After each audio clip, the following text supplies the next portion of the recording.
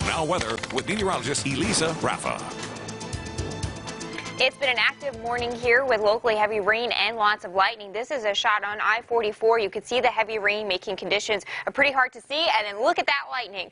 We've had multiple lightning strikes this morning. Yesterday, some lightning strikes actually hit home. So hazardous weather today. If we take a look at the radar, you can see we do have lots of locally heavy rain and lightning. We've got a couple of warnings in effect. A severe thunderstorm warning in effect for Greene County. It does include the north side of Springfield for quarter-size hail there. We also have a flash flood warning that was just added for Christian, Greene, and Lawrence and Stone counties. 3 inches of rain has already fallen in the Springfield area, and we'll likely see more. So we could see some flash flooding conditions expected pretty shortly.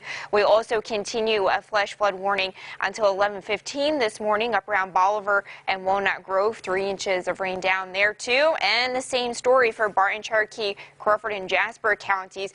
3 inches of rain fell very quickly. Flash flooding conditions expected there too. Aerial flood advisory up around Vernon. 2 inches of rain fell in 45 minutes. That's how heavy this rain is and how efficient it is as just dropping this rain very quickly. You can see lots of lightning and that locally heavy rain here getting into the Ozarks this midday.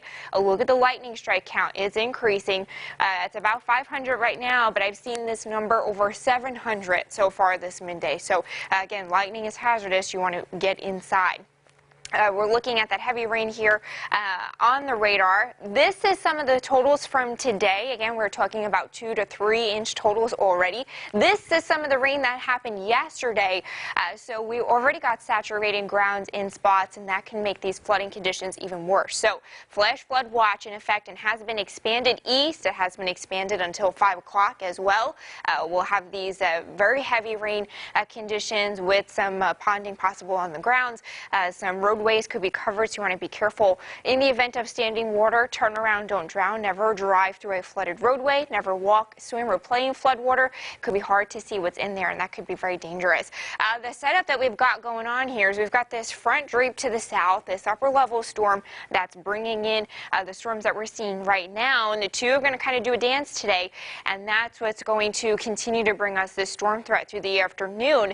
The issue with the heavy rain is the atmosphere is soaked and saturated. Think about a sponge when you're washing the dishes. It's just soaked with water, and the atmosphere is just squeezing out all that it can, which is why we're seeing these rainfall rates at 2 inches an hour, if not more than that. We also have this instability or this food for storms growing, and that can leave us with a threat to see these storms organize a little bit better as we head through the afternoon. So for that, we have a slight risk for severe weather added here in the yellow. In the yellow, we could see these storms organize into a little bit more of a line, and that's where we'll have a damaging wind threat on top of the heavy rain threat as we head through the afternoon.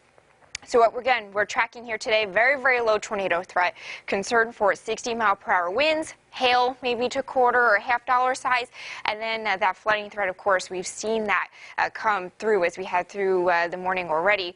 These storms pushing to the east, if they form into a line, that's where we'll have that damaging wind threat. Notice the temperatures around 80 degrees on the cool side, and of course the heavy rain in those reds and oranges there.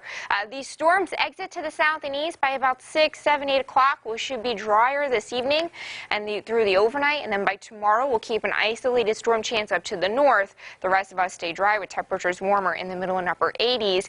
After today, storm chances turn much isolated through the holiday weekend. Most of us will wind up staying dry. 80 degrees today, scattered showers and storms with heavy rain. 71 overnight, a lingering shower possible.